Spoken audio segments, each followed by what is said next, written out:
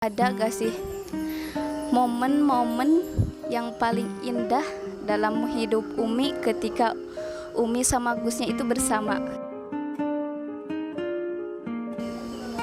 Selama perjalanan bersama Gus, itu semuanya indah. Gus itu untuk menikah dengan Umi atau mendapatkan Umi, selain beliau itu berani datang ke kedua orang tua, beliau izin kedua orang tua itu, Abah sama Umi itu, waktu itu jawaban Abah sama Umi itu, biar Gus itu jangan keburu-buru nikah. Alhamdulillah gitu. Yang awal mulanya saya itu disuruh melanjutkan kuliah dulu, nggak boleh nikah dulu. Saya meyakinkan kedua orang tua saya, ternyata saya diizinkan nikah dengan kamu gitu.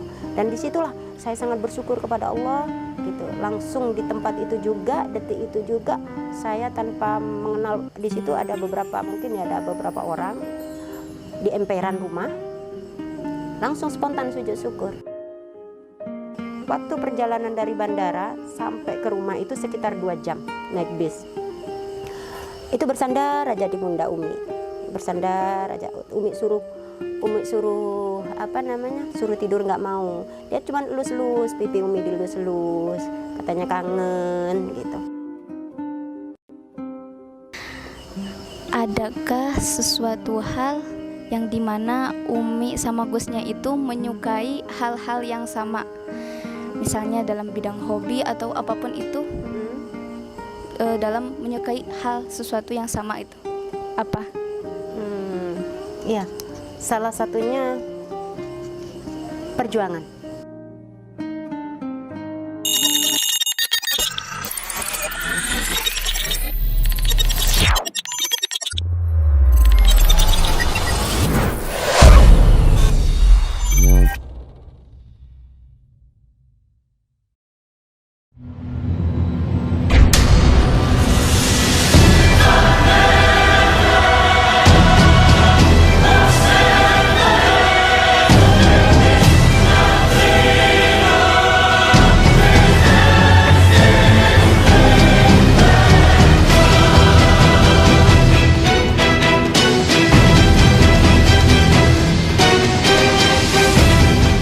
Assalamualaikum warahmatullahi wabarakatuh.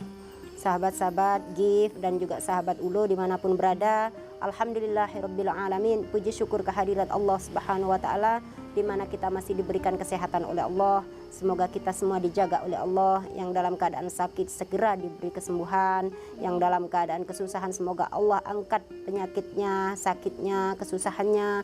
Yang saat ini sedang posisinya sulit untuk mencari pekerjaan, untuk menafkahi keluarganya, semoga Allah memberikan rezeki dari berbagai macam arah, rezeki yang halal dan barokah. Alhamdulillah sahabatku, untuk malam ini Umi akan berbincang santai sama, di sini ada Mbak Devi dan juga Mbak Ita. Seperti biasanya Umi didampingi santri putri, akan berbincang-bincang santai, entah tadi apa yang mau mereka bahas dan apa yang mereka ingin tanyakan kepada Umi. Mungkin sahabat di sana penasaran apa sih yang akan dipertanyakan oleh santri-santri putri ini. Kemungkinan mereka bertanya juga ini bentuk mereka ini belajar bagaimana sih nanti, terutama kayak kemarin mengarungi biduk rumah tangga yang sakinah mawaddah warahmah, jauh dari ujian, bisa menghindari ujian-ujian hidup dalam pernikahan. Atau mungkin bagaimana sih nanti di saat mengenal lawan jenisnya, namanya juga mereka ini masih gadis sahabat ya, sekedar promosi juga, mereka masih gadis ya. Jadi mereka pasti kedepannya membutuhkan sahabat lah, teman gitu, yaitu calon suami pastinya, pendamping hidup. Tidak ada manusia di dunia ini yang tidak ditakdirkan oleh Allah untuk tidak berpasangan-pasangan. Nah, ditakdirkan di dunia ini Allah udah menakdirkan hambanya untuk berpasang-pasangan. Kalau tidak ada jodoh di dunia, insya Allah di akhirat Allah udah mempersiapkan jodohnya. Tapi kebanyakan pasti punya jodoh di dunia lah gitu. Jadi entah apa yang akan mereka pertanyakan, kita kembalikan langsung kepada Mbak Devi sama Mbak Ita. Apa sih yang akan mereka pertanyakan kepada Umi ini? Jadi Umi deg-degan juga nih. Yang penting jangan menyangkut pesugihan ya. Oke, mungkin dari Mbak Ita atau Mbak Devi dulu. Dari Mbak Devi dulu ya. Ya sahabat, di sini kami ingin mengetahui kisah perjalanan cinta Umi sama Gusnya. Nah. Pasti para sahabat-sahabat juga pasti kepo ya, kalau bahasa gaulnya itu kepo dengan kisah cinta perjalanan Umi sama Gusnya itu seperti apa sih gitu loh. Masya Allah. Ya. Dimulai dari saya sendiri. Pertanyaan yang pertama Umi, pertanyaannya itu, ada gak sih momen-momen yang paling indah dalam hidup Umi ketika Umi sama Gusnya itu bersama gitu? Momen-momen momen-momen paling indah itu kalau bagi Umi mengarungi rumah tangga sama Gus itu, setiap momen adalah momen yang sangat indah. Setiap momen yang sangat berkesan. Jadi menurut Umi selama perjalanan bersama Gus itu semuanya indah. Yang pasti dalam pernikahan yang sangat-sangat indah itu adalah malam pertama dong. Nah, itu dalam rumah tangga ya. Dalam rumah tangga adalah yang paling membahagiakan, berkesan, benar-benar berkesan itu untuk suami istri ya. Apalagi dengan laki-laki dan perempuan yang selama hidupnya itu belum pernah bersentuhan dengan laki-laki atau dengan perempuan yang bukan muhrimnya. Kadang ini anak perempuan yang menjaga marwahnya, menjaga kehormatannya, nggak mau kan disentuh, tahu batasan-batasannya.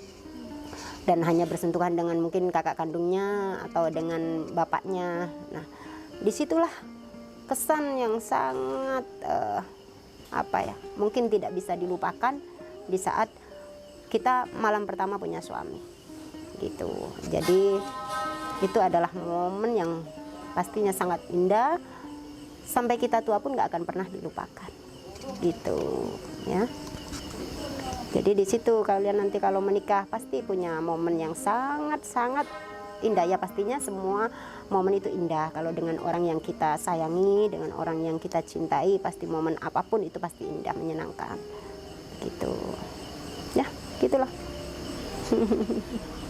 Bisa. Oh, Gimana ya? Dengar-dengar sih kalau sahabat Kif yang nyimak video dari kemarin tuh katanya Umi itu sama Gus jatuh cinta pada pandangan pertama nih guys. Jadi tuh ketemunya itu di Hong Kong, terus Gus minta apa tuh Mbak? Langsung minta disuruh nikah. Nah, Diajak nikah. nggih. Habis itu gimana tuh misi-misinya Gus Misi-misinya Gus, sampai jadi halal? perjuangannya ya. Nggih. Perjuangannya. Sepanjang Umi tahu, sebelum menikah itu kan Gus nih baru lulus sekolah ya, baru lulus sekolah SMA, belum lama, dan juga masih di pesantren juga. Waktu itu setahu Umi ya, sejauh Umi tahu, Agus itu untuk menikah dengan Umi atau mendapatkan Umi, selain beliau itu berani datang ke kedua orang tua, beliau izin kedua orang tua itu, Abah sama Umi itu, waktu itu jawaban Abah sama Umi itu, biar Agus itu jangan keburu-buru nikah, jadi disuruh melanjutkan kuliah dulu gitu. Nggak apa-apa lah menikah nanti kalau udah kuliah kan gitu. Tapi Gus waktu itu berjuang meyakinkan kedua orang tuanya, intinya walaupun saya baru lulus SMA, masih kecil, saya yakin bahwa ini perintah agama, meyakinkan banget kepada orang tuanya untuk diizinkan menikah. Itu perjuangannya. Dan alhamdulillah sama Abah sama Umi diizinkan menikah. Pas itu di saat dikasih izin, Gus Idris itu langsung sujud syukur. Dan waktu itu telepon, kan waktu teleponnya aja langsung sujud syukur.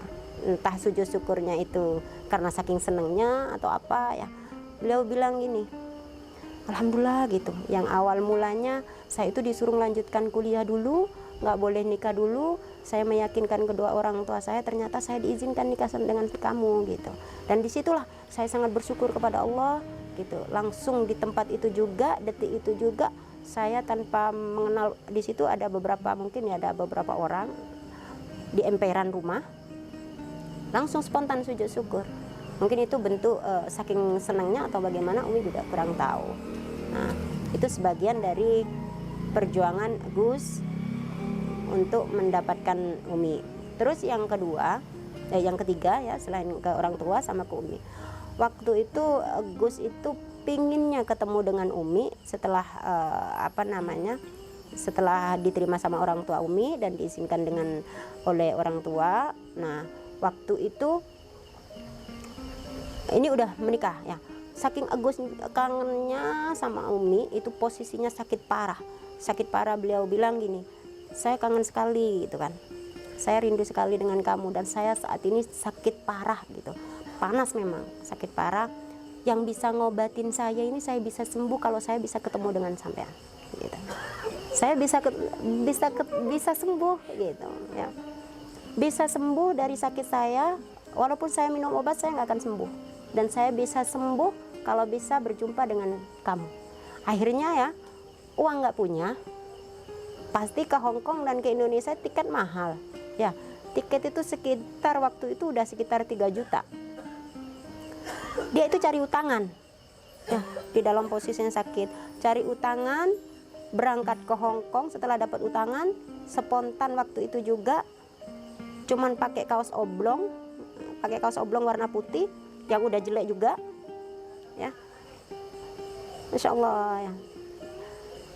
Beliau pergi ke Hong Kong dan Masya Allah saat Umi jemput di bandara itu badannya panas, matanya tuh merah, udah kayak bukan Gusnya. Gus itu kalau sakit ya, kalau sakit itu wajahnya berubah, matanya merah gitu ya. Ini kepala, beliau bilang waktu itu beliau punya penyakit radang otak ya. Radang otak, jangan sentuh kepala saya gitu kan. Kalau dia kumat itu kayak gitu. Tapi waktu itu, waktu sampai di bandara, Umi jemput, Umi peluk ya, Umi berusaha untuk memberikan kekuatan ya, dengan kasih sayang, karena beliau bilang saya bisa sembuh kalau saya ketemu sampean gitu kan. Akhirnya saya peluk, saya elus di pundaknya. Memang panasnya sangat luar biasa, Insya Allah. Dan alhamdulillah waktu perjalanan dari bandara sampai ke rumah itu sekitar 2 jam naik bis. Itu bersandar aja di pundak Umi. Bersandar aja. Umi suruh suruh tidur nggak mau. Dia cuma elus-elus pipi Umi, dilus-elus. Katanya kangen gitu. Dan sampai di rumah, Masya Allah ya, Umi buatkan minum. Habis gitu duduk, kamu kok nekat? Saya bilang gitu, kamu kok nekat? Kamu nggak punya uang, sampai cari-cari utang. Nggak apa-apa, saya cari utang. Yang penting saya bisa ketemu sama kamu, gitu kan. Dan dalam beberapa jam, panas itu hilang. Ya, panas itu hilang, reda, ceria. Ya kemungkinan ini namanya suami, ya udah menikah, memang masih baru menikah, lagi senang-senangnya ya. Allah memisahkan dan kita berpisah. Disitulah ada keajaiban dari Allah. Di situ bagian dari perjuangan Gus untuk bisa berjumpa dengan Umi, berkumpul dengan Umi. Selain awal sebelum menikah, izin orang tua, keberanian Gus untuk menjumpai orang tua Umi, sampai yang awal mulanya Gus disuruh kuliah dulu, tapi beliau tetap ngotos di depan orang tuanya, meyakinkan kalau dia itu ingin menikah. Memang betul setelah menikah Umi pula yang membiayai Gus untuk kuliah. Jadi setelah nikah Umi kerja, sambil kerja uangnya hasilnya juga buat biaya kuliah Gus. Jadi beliau melanjutkan kuliah itu di saat sudah menikah gitu. Jadi gitu Mbak Ita ya, sebenarnya sakit apapun ya, separah apapun, itu bisa sembuh dengan kekuatan dan kemauan serta keyakinan. Agusnya yakin, dengan minum obat apapun saya nggak akan sembuh sakit saya yang parah ini. Saya bisa sembuh hanya dengan ketemu sampean. Masya Allah. Di situ betul-betul bisa sembuh dalam jangka beberapa jam, bisa sehat. Gitu. Jadi sahabat, yang bisa menyembuhkan itu cuma tulang rusuknya Gus. Masya Allah, yang bisa menyembuhkan Allah ya. Umi cuman pelantaran untuk menyenangkannya. Kemudian pertanyaan yang selanjutnya, Umi, Mm-mm. adakah sesuatu hal yang dimana Umi sama Gusnya itu menyukai hal-hal yang sama? Misalnya dalam bidang hobi atau apapun itu, Mm-mm. dalam menyukai hal sesuatu yang sama itu apa? Iya, salah satunya perjuangan, dakwah. Ya, Umi sukanya dalam perjuangan, ikut andil, walaupun Umi bukan orang yang pinter, walaupun Umi bukan orang yang begitu paham tentang agama, tapi Umi hobi, ya, hobi untuk mengajak orang itu mengenal Rasulullah. Ya, begitu pula Gus. Agus itu sangat gemar dan memang hobi beliau, ya. Hobi beliau mau posisinya seperti apapun, kalau udah dengan namanya sholawat, majelis dan dakwah, beliau udah lupa dengan segala-galanya. Jadi itu kesamaan Umi sama Gus yang mungkin tidak bisa dipisahkan. Jadi Allah mempertemukan dengan satu yang sejalan. Itu yang sangat mencolok adalah di dakwahnya. Jadi Umi hobi di situ, ya memang Allah mempertemukan sama-sama waktu itu.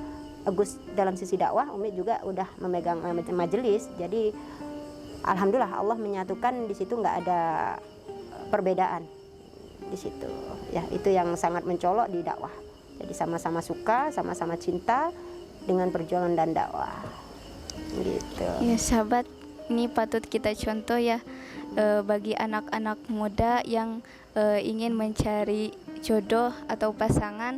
Jadi kita harus mencari pasangan yang bisa sama-sama berjuang, apalagi untuk perjuangan dalam memperjuangkan dakwahnya Rasulullah SAW ya.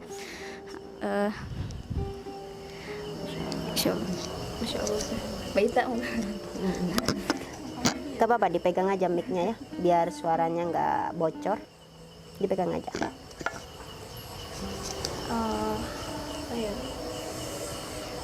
Setahu kita sih Mi, kan sebagai santri itu taunya Gus itu cuma apa ya, setoran, itu pun galak.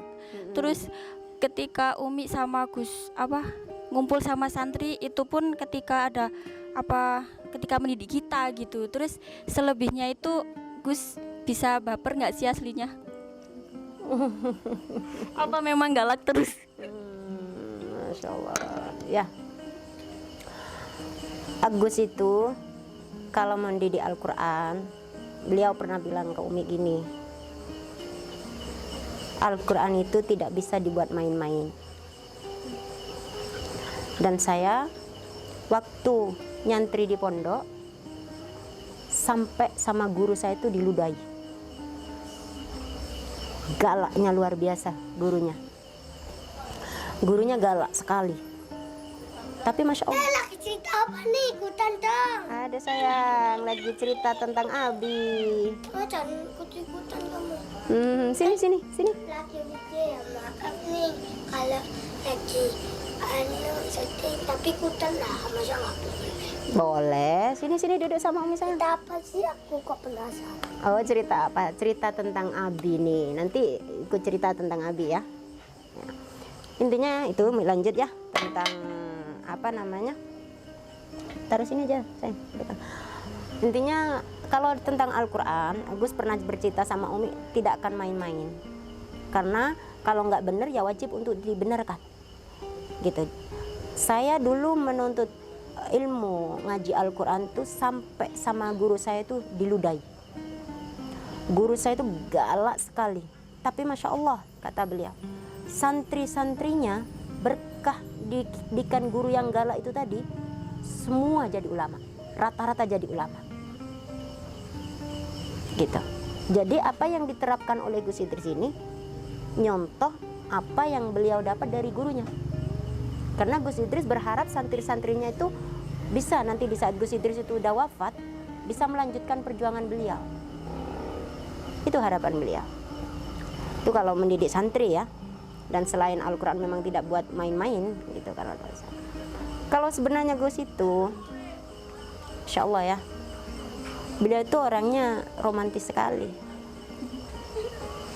Ya, beliau tuh romantis ya, suka belai-belai Umi ya, apa namanya, tidak pernah marah juga. Kalau Umi marah, beliau diem. Kalau Umi udah mulai ngambek, Gus itu peluk Umi ya. Beliau itu sosok yang menurut Umi apa ya, tidak ada duanya. Beliau laki-laki, selain bisa menjadi imam, juga bisa menjadi pelindung, pengayom. Dan selalu di saat Umi itu jengkel, namanya perempuan ya, kalau udah mau beratnya datang bulan itu kan emosional. Nah di situ beliau yang selalu merendah gitu, menghibur, bercandain. Jadi kita mau marah pun ya buyar gitu. Beliau adalah sosok yang sangat romantis. Ya. Kemanapun banyak foto-foto Umi ya. Jalan sama Umi itu pasti pegang tangan. Kemanapun, kadang Umi sampai aduh gitu ya. Dulu awal-awal menikah malu gitu kan, malu.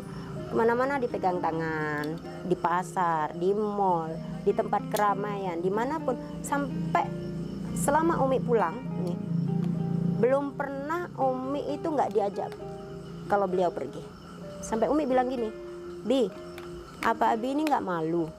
Ini banyak ustadz-ustadz yang di situ nggak ada satupun yang bawa istrinya. Tapi Umi ini kemana aja Umi dibawa. Tahu nggak? Pernah nggak Gus itu keluar tanpa Umi? Ya. Kadang Umi pingin di rumah aja sama Adik Hada, sama santri gitu, sama Adik Busro.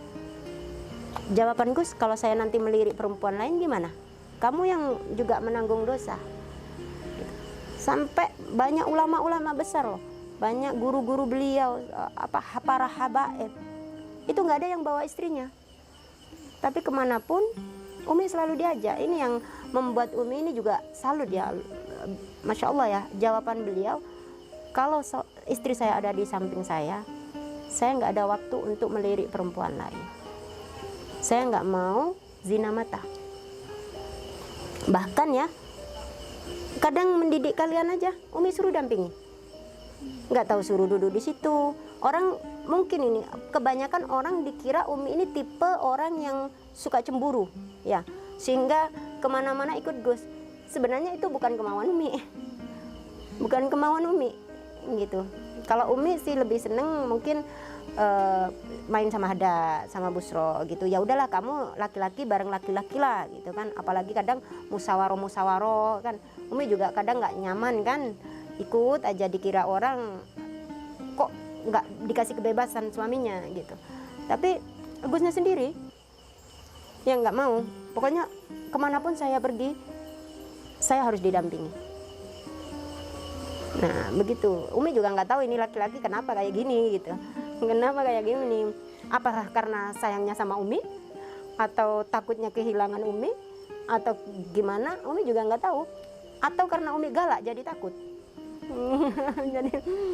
jadi nggak tahu lah. Itulah Gusnya ya. Jadi kalian pernah nggak ngelihat Gus itu pergi sendiri kecuali Jumatan? Jadi kemanapun pasti Umi diajak. Walaupun kadang udah ada cekcok ya, ada berantem, Agus tuh nggak akan pergi kalau nggak membujuk Umi dulu. Jadi sampai diajak Umi pergi. Itulah kelebihan dari beliau itu, Masya Allah ya. Ini contoh buat suami-suami di mana ya, harus cari suami yang kayak gini kalian ya, biar awet rumah tangganya. Jadi sahabat, Gus itu menjaga Umi seperti menjaga Al-Qur'annya sepertinya aja. Betul. Mungkin iya, dia pernah bilang juga seperti ini. Kamu adalah tanggung jawabku dunia akhirat.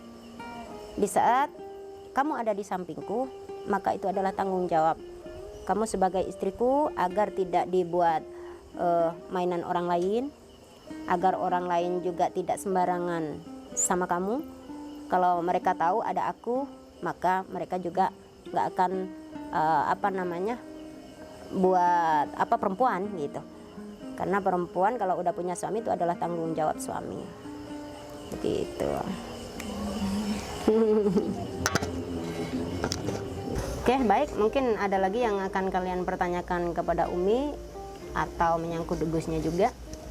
Ada pertanyaan lagi Umi yang bikin penasaran ini. Pasti semua orang juga penasaran.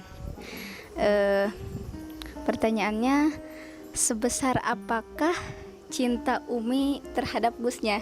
Oh. Ini yang menjadi pertanyaan penasaran buat kita semua gitu. Kenapa penasaran? Ya pengen tahu sih. Pengen tahu aja Mi. Sebesar apa sih cinta Umi terhadap Gus?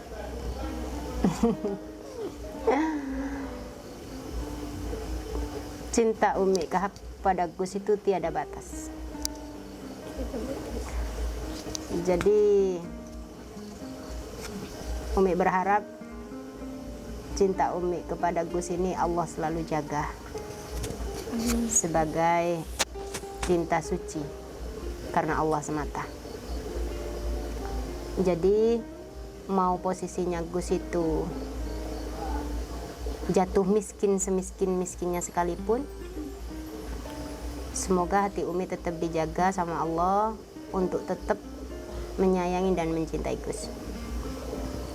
Mau Gus sama Allah diangkat derajatnya setinggi-tingginya pun juga tidak merubah rasa kasih sayang dan cinta Umi terhadap Gusnya. Andai kata hal yang paling buruk sekalipun Allah memisahkan dengan kematian, andai kata Umi yang lebih dulu, Umi berusaha berdoa kepada Allah selalu, semoga dipertemukan nanti dengan cinta yang berasal di dunia ini, disatukan lagi di surganya Allah. Dan andai kata pun Gus itu nanti wafat duluan, Umi ingin dan selalu berdoa kepada Allah agar cinta Umi selalu dijaga sama Allah, tidak berpaling kepada laki-laki lain. Itulah cinta yang selama ini Allah tanamkan di hati Umi. Kalau ditanya sejauh mana dan sebesar apa cinta Umi terhadap Gus, cinta Umi tidak ada batasnya, tidak mengenal waktu dan ruang, mau bersama ataupun tidak, mau di samping Umi ataupun tidak, insya Allah cinta Umi akan terus Umi jaga untuk Gus. Dari itu ya kayak sekarang, di saat posisinya Gus tidak ada di samping Umi, kalau Umi tidak ada izin dari Gus, Umi nggak akan berani keluar dari rumah gitu. Melangkahkan kaki pun juga harus izin suami.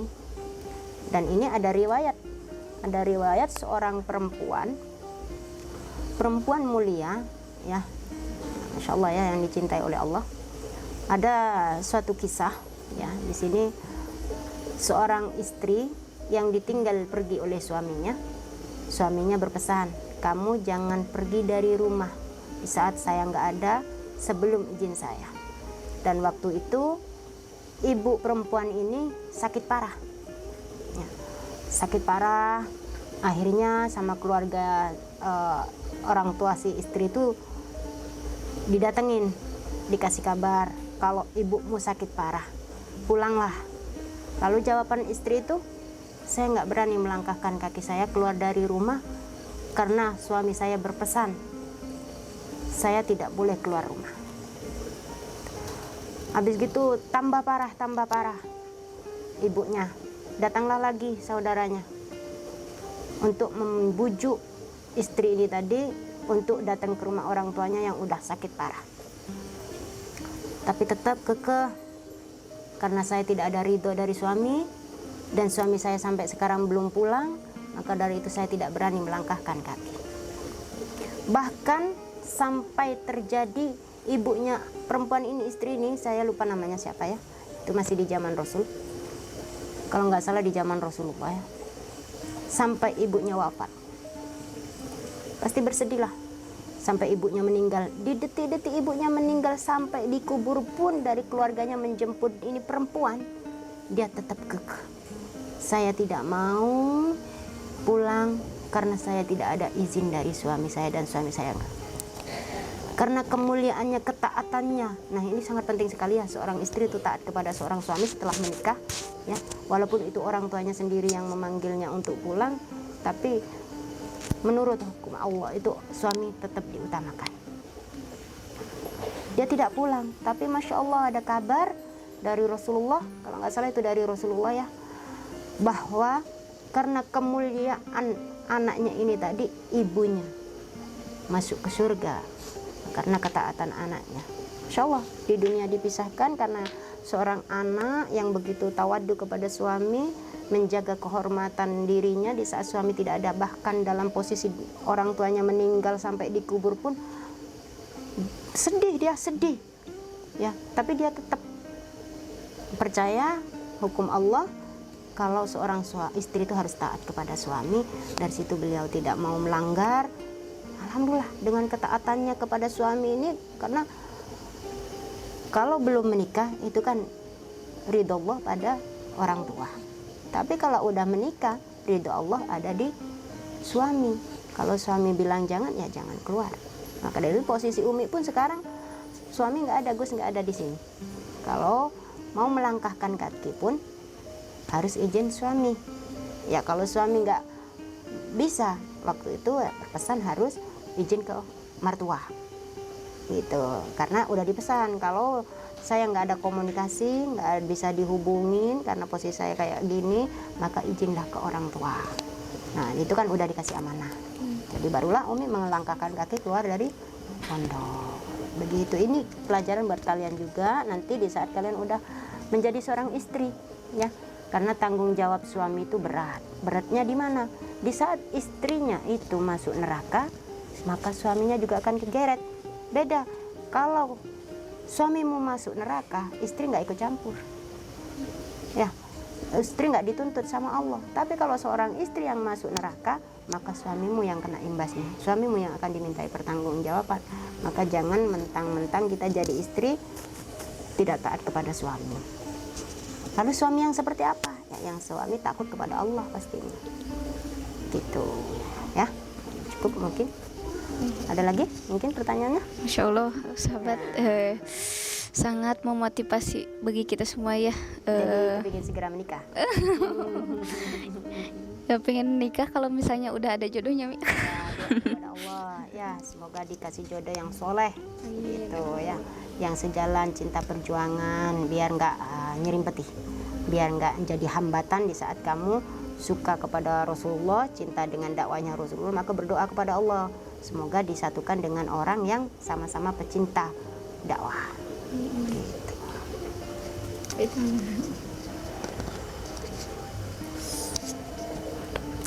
Subhanallah ya sahabat, sekuat itu cintanya Umi ke Gus sampai apa ya, yakin banget gitu loh. Itu gimana sejarahnya, Mi? Dalam segi apanya? Yakin? Iya, kayak gimana ya, kayak bener-bener yakin gitu kalau itu jodohnya Umi gitu. Kalau Gus jodohnya Umi? Iya.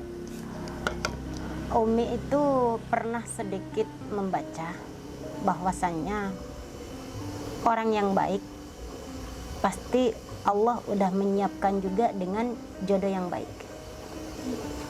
Dan orang yang buruk begitu pula jodohnya juga akan orang yang buruk. Karena tulang rusuk itu tidak akan pernah dipisahkan.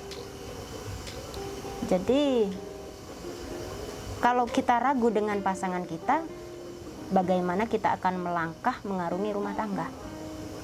Jadi di situ dibutuhkan keyakinan. Ya, kalau kamu ingin yakin, selalulah berprasangka baik kepada pasanganmu. Jadi jangan banyak punya prasangka-prasangka yang buruk, sehingga di situ kalau kamu udah banyak prasangka akhirnya curiga. Ya, suamimu pegang HP, kamu curiga, oh kamu WhatsAppan sama siapa? Ya, selalu ingin tahu. Kamu keluar sedikit, kamu curiga, kamu mau ngapain? Nah, ini yang membuat rumah tangga itu tidak nyaman. Maka dalam pernikahan, dalam rumah tangga itu kuncinya harus saling percaya. Harus saling percaya satu sama lain. Gitu. Dan sebelum kita ingin dipercayai orang, maka kita juga harus belajar untuk mempercayai orang. Kata guru saya gini, lek kai iku kepingin ti uang no uang, ya. Kalau kamu ingin dihormati orang, maka hormatilah orang lain. Kalau kamu ingin dihargai orang, maka hargailah orang lain. Ya, Jadi jangan berharap orang lain itu menghormati kamu kalau kamu sendiri tidak bisa menghormati orang lain. Seperti halnya hablum minallah wa hablum minan nas. Ya, kita tidak cukup hubungan kita itu baik hanya dengan Allah. Maka bagaimana hubungan kita itu dengan sesama manusia itu akan dimintai pertanggungjawaban nanti. Kamu tidak cukup. Oh, hubunganmu baik banget dengan Allah, ibadahmu baik, sholatmu baik, ya, ketaatanmu kepada Allah luar biasa. Tapi hubunganmu dengan manusia begitu buruk. Bahkan dengan suamimu sendiri. Ini kan nanti Allah mintai pertanggungjawaban. Gak cukup kamu hanya baik hubunganmu dengan Allah. Karena apa? Hubunganmu dengan manusia itu adalah saudaramu. Saudaramu seiman dan seagama.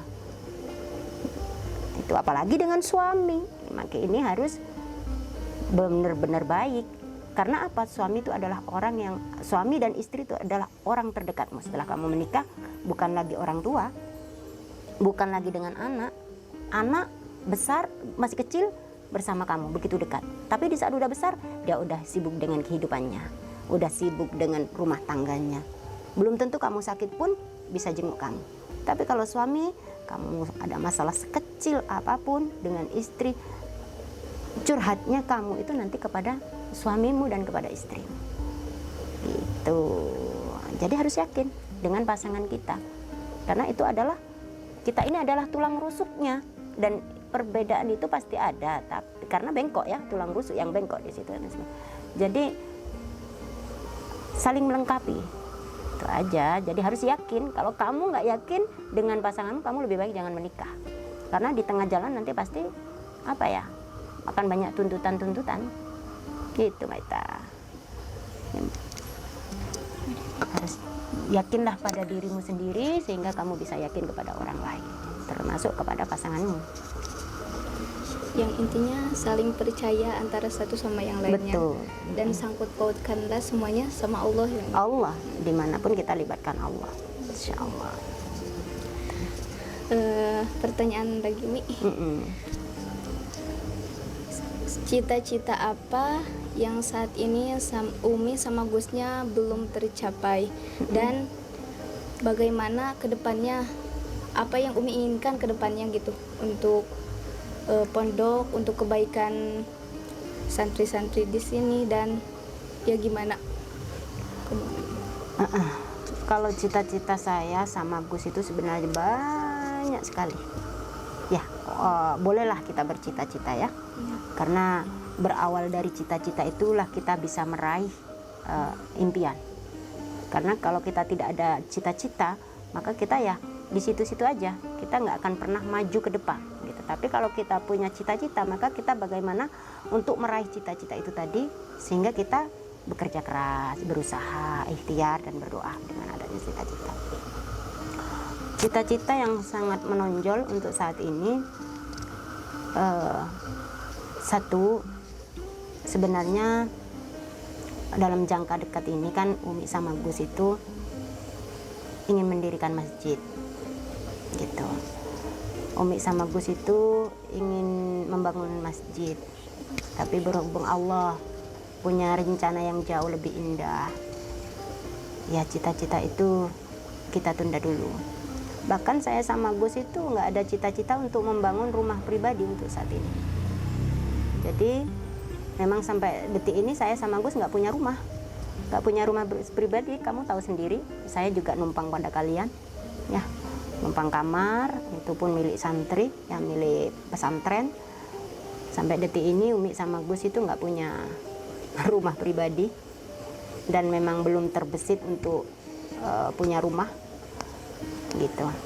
Umi pingin setelah pembangunan ini, kemarin itu Umi sebenarnya habis lebaran ya kemarin tuh, ayo habis lebaran kita membangun masjid gitu kan, karena kita pingin di saat malam Ahad juga jamaah majelis udah banyak gitu.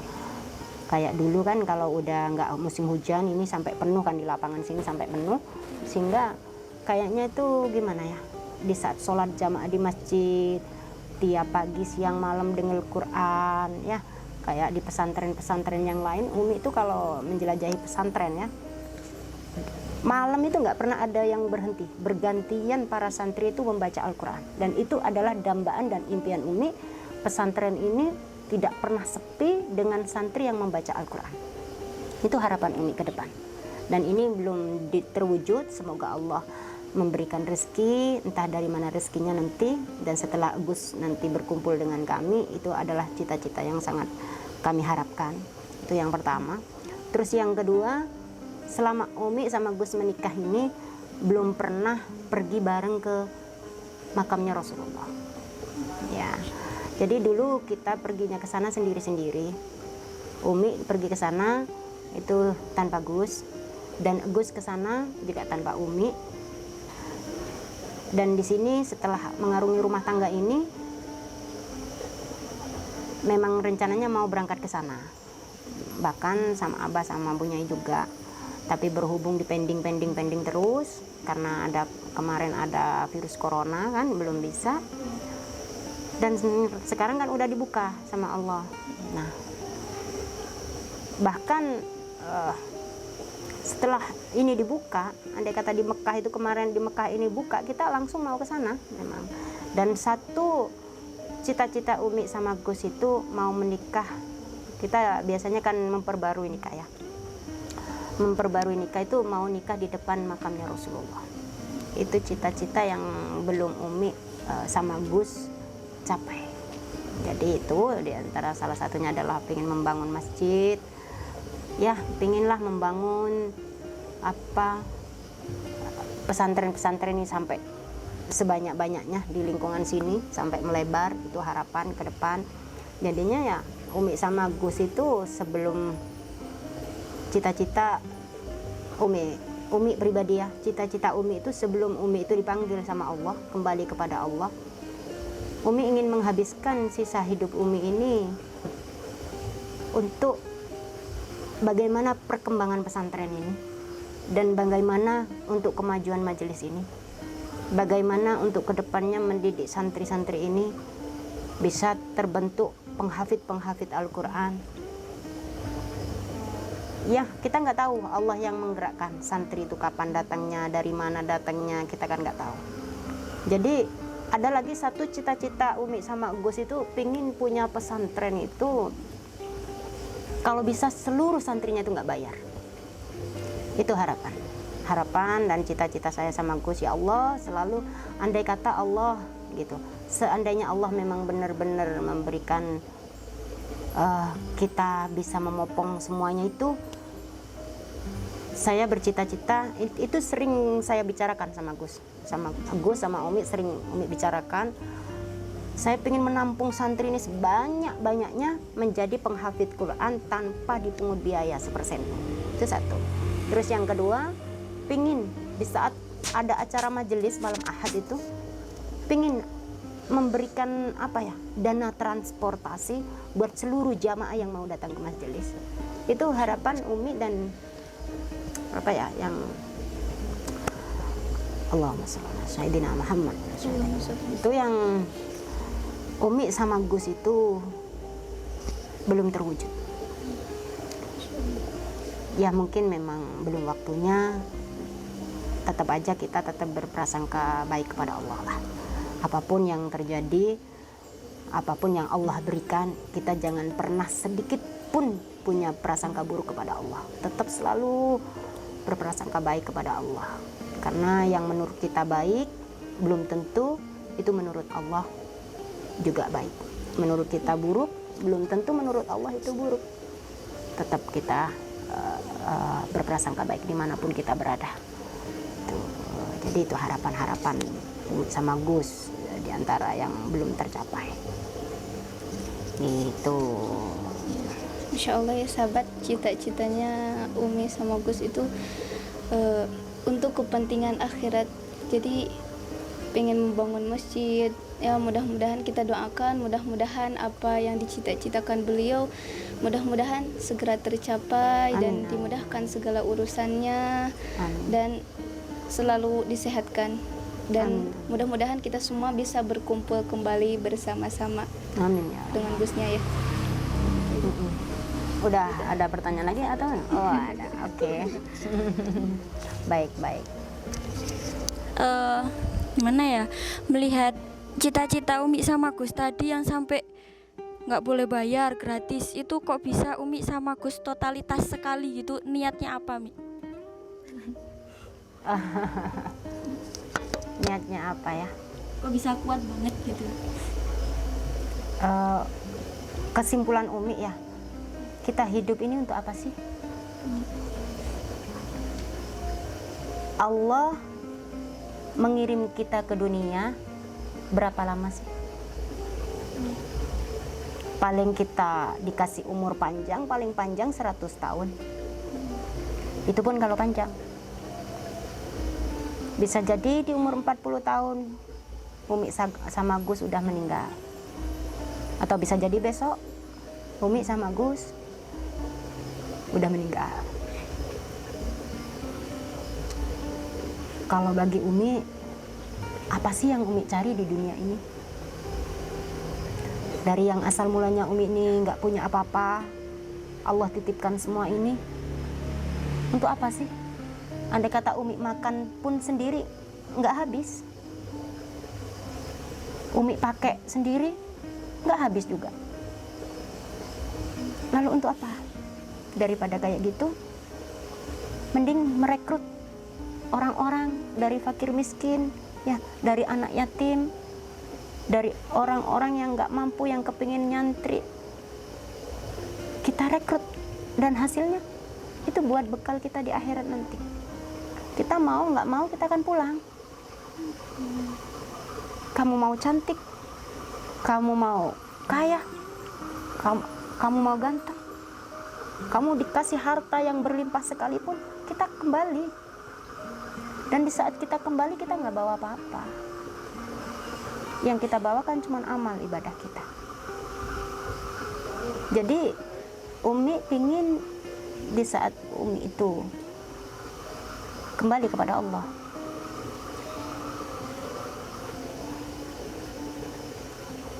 tidak sedikit pun Umi meninggalkan harta yang tidak ada manfaatnya. Jadi Umi kembali kepada Allah itu pengen apa ya? Kalau bisa nggak punya harta, walaupun 1% pun. Dimana Umi dilahirkan tidak membawa apa-apa, Umi kepingin kembali kepada Allah hanya membawa amal. Amal, perbuatan, rizki yang dititipkan sama Allah, Umi kembalikan lagi kepada Allah, itu kan di jalan Allah. Allah menitipkan kepada kita rizki, nanti Allah akan mintai juga pertanggungjawaban. Dari mana engkau dapatkan rizkimu dan kemana rizkimu engkau belanjakan. Umi ambil secukupnya buat beli baju. Mau beli satu pabrik, gimana Umi mau pakai? Mau pakai 1 hari ganti 5 kali pun, untuk apa juga? Ya kita wajarlah ya beli, manusiawi, apalagi perempuan. Beli biar kelihatan bersih, ya untuk menyenangkan suami, itu sah-sah aja. Tapi apakah dengan menghabiskan ratusan juta? Nggak mungkin juga. Jadi, dan kata Allah ya, sebaik-baiknya manusia itu adalah manusia yang bermanfaat untuk orang lain, untuk orang banyak. Jadi Umi pingin di saat Umi itu meninggal nanti, Umi pingin meninggalkan sesuatu buat orang banyak. Dari mana Umi? Ya Umi meminta kepada Allah, ya Allah, berilah sebanyak-banyaknya karena ini bukan untuk Umi. Ya Allah, berilah rezeki sebanyak-banyak, entah dari arah mana, dari penjuru mana. Karena ini bukan untuk Umi, untuk orang banyak. Makanya Umi itu nggak pernah gelisah ya, di saat Gus nggak ada di sini ya. Umi itu nggak pernah gelisah kalian ini nggak ada yang dimakan. Walaupun kalian banyak santri ya, banyak santri yang di bawah, di lantai 2, di lantai 3. Umi itu nggak pernah cemas, nggak pernah gelisah, nggak pernah takut kalian itu kena kelaparan. Apalagi posisi kalian itu dalam menuntut ilmu. Umi yakin kalian akan dijamin sama Allah, nggak sampai kelaparan. Dengan cara apa? Ya walaupun Umi seorang perempuan ya, Umi bisa berdoa kepada Allah. Apa sih yang enggak buat Allah? Apa sih yang enggak bisa bagi Allah? Jadi Umi pingin sebelum Umi wafat bisa meninggalkan yang sekiranya itu terus mengalir buat orang banyak. Ya mungkin salah satunya pembangunan pesantren ini. Kalau Allah ridho, kalau Allah memang ini menjadi berkah, jasad Umi akan kembali kepada Allah, akan kembali kepada tanah. Tapi insya Allah ini tempat bisa terus untuk menuntut ilmu, dan Umi berharap barokahnya dari itu bisa mengalir menolong Umi dan bisa menutupi dari kesalahan dan dosa-dosa Umi. Tuh Mbak Ita ya, kita hidup di dunia ini untuk apa? Umi galak ya, Umi galak. Mungkin banyak orang yang di saat Umi marah, takut atau apa ya, apa sih tujuan Umi? Ya ini karakter Umi memang kayak gini, disuruh lemah lembut. Umi dididik dari keluarga orang Madura, jadi dididik dengan sifat yang tegas dan keras, disiplin baik waktu ya. Apalagi Umi dididik dari kecil mandiri, dididik bersih. Jadi udah kebiasaan Umi di luar negeri situasinya bersih gitu. Kalau melihat kotor dikit nggak nyaman, karena dalam Islam pun kan wajib ya, ada apa namanya, sebagian dari iman kebersihan. Umi pingin kalian itu hidupnya jangan hanya untuk mencari kepentingan diri kalian sendiri. Di saat kalian udah keluar dari pesantren, apa yang Umi terapkan ini kalian pakai, semoga aja ya bisa nyantol kepada kalian. Kalian pakai, intinya berapa lama kita hidup di dunia ini? Berapa lama sih? Kalian mau foya-foya, mau bahagia, mau mabuk-mabukan, apakah dengan cara itu kamu bahagia? Kebahagiaan itu bukan di situ. Kebahagiaan itu apabila kamu mengenal jati dirimu yang sesungguhnya. Andai kata Allah, ya kamu ditanya, namamu siapa? Devi. Kamu tahu nggak kamu itu siapa? Tahu nggak kamu itu siapa? Coba ini Umi balik tanya ya sahabat ya. Setelah Umi ditanya tentang Gus, Umi akan bertanya nih. Maka dari itu tadi disebutkan, kamu, Ita juga harus tahu, kamu ini siapa? Coba sekarang jawab ya. Kita membahas tentang Gus, tapi juga di sini membahas tentang jati diri kamu itu yang sebenarnya siapa. Ayo dari Ita dulu, kamu siapa tak? Kamu siapa coba? Jelaskan sama Umi dan teman-teman di luar sana, dan ini juga pelajaran buat sahabatku di luar sana. Kamu siapa? Ita dari Lumajang. Baik, Ita dari Lumajang. Ita itu kan namamu. Iya. Baik, namamu.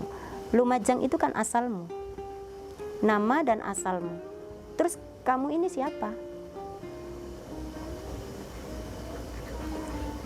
Nggak paham Bu. Mbak Devi mungkin. Gimana? Mbak Devi ini siapa? Saya siapa ya? Kamu siapa? Coba tanya, kalau enggak nanti ambil kaca yang gede ya. Kamu ngaca, kamu tanya pada dirimu sendiri, saya ini siapa ya? Gitu. Atau sekarang kamu jawab. Saya hamba Allah. Nah, kamu hamba Allah. Ada lagi nggak jawabannya selain itu?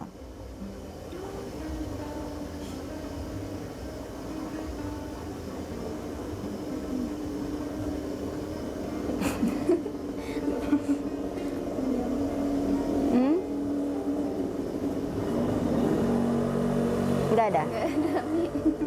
Mbak Ita? Nggak ada. Insya Allah ya. Ya betul jawaban Mbak Devi. Kita itu hamba Allah. Devi itu hanya namamu yang diberikan oleh orang tuamu, keluargamu mungkin. Ya. Sukabumi, Lumajang itu adalah asalmu. Dan kita ini adalah hamba. hambanya Allah, dan kita akan kembali kepada Allah. Hamba yang harus menghambakan dirinya kepada Allah. Maka ikutilah perintah-perintahnya Allah. Walaupun tidak bisa mengikuti keseluruhannya, paling tidak ada sebagian kita ikuti kepada Allah. Rizki milik Allah, ya.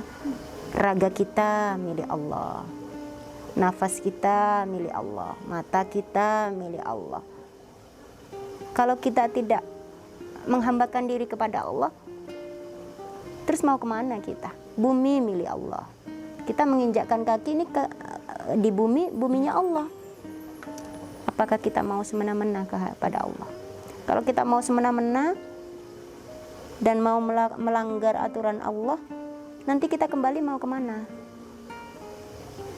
Kalau tidak kembali kepada Allah. Begitu, baik ta ya. Jadi mari kita harus tahu tujuan hidup kita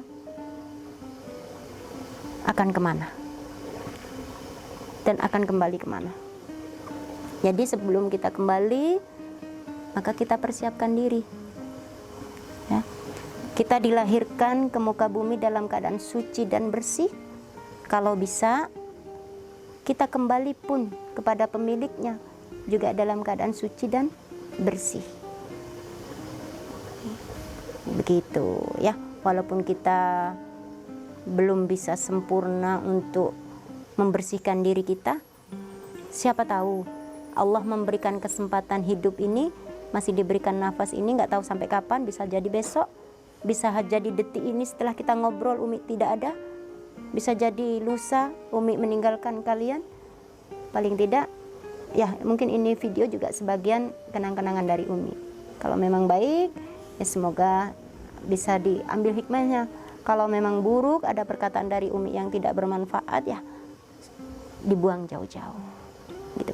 Kembali lagi, setiap hari kita harus ingat siapa kita. Kita hanyalah hamba yang menghambakan diri kepada Allah. Begitu ya. Oke. Ada lagi? Kalau tidak ada, kita closing ya, kita akhiri. Insya Allah kita akan lanjut bincang-bincang di waktu yang lain, di lain kesempatan. Mari Umi berharap dan Umi berpesan kepada kalian, jadilah kalian ini perempuan-perempuan, wanita-wanita solehah, ya, wanita yang nantinya menjadi kebanggaan suami kalian. Di saat suami kalian rapuh, kalian bisa menjadi obat buat suami kalian. Di saat suami kalian dalam posisinya terpuruk, kalian harus bisa menenangkan suami kalian. Di saat suami kalian posisinya yang ditanggung udah berat, udah mulai nggak nyaman, saya berharap kalian itu bisa membuat suamimu nyaman, menjadikan tempat untuk berkeluh kesah selain kepada Allah, kepada kalian sebagai istrinya. Begitu pula anak-anak kalian, ya. Kalian harus menjadi ibu yang bisa menjaga dan melindungi anak-anak kalian.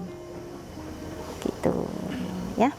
Mungkin kita lanjut di lain waktu, karena mungkin masih banyak lagi yang perlu kita belajar. Saya juga dalam tahap belajar, kita belajar bareng-bareng, sehingga kemungkinan hasil dari pembincangan kita ini, kita udah wafat, ini masih bisa dipelajari oleh sahabat-sahabat yang di luaran sana. Insya Allah pahalanya akan mengalir terus kepada kita, ya. Gitu Mbak Ita ya. Jadi jangan malas-malasan terus belajar. Sahabatku, mungkin itu aja dari saya, dari Mbak Devi dan Mbak Ita. Apabila banyak kekurangan dan kurang lebihnya dari saya, mohon dimaafkan. Dari Mbak Devi juga mohon dimaafkan. Dari Mbak Ita juga mohon dimaafkan. Doa selalu dari kalian selalu Umi harapkan. Semoga kita terus nyambung di dunia maupun di akhirat. Akhirul kalam, wassalamualaikum warahmatullahi wabarakatuh.